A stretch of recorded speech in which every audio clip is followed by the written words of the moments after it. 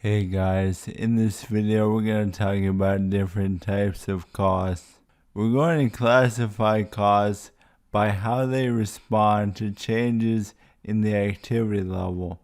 So when we say activity level, we're talking about how many units we produce.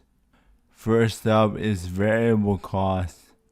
Now, as the name implies, they very much vary with the activity level. So if you have no activity, your variable cost will be $0. You can think of labor cost as a good example. Fixed costs do not vary with the activity level. So we can see a chart like this one.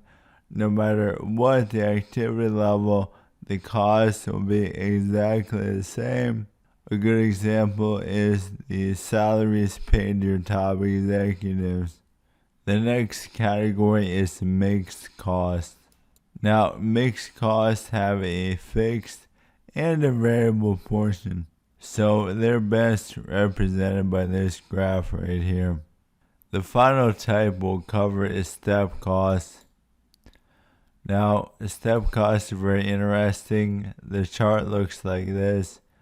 They're basically fixed until you cross a certain threshold of activity.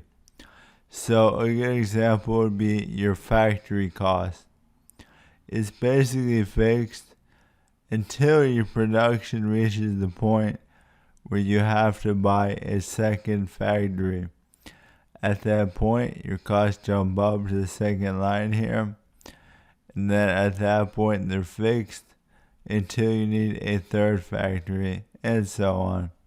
When we talk about these patterns, it is important to know that we are assuming that a unit of output is the primary cost driver, and we're also assuming that the time period we're examining is too short to incorporate major changes, including the scale of operations.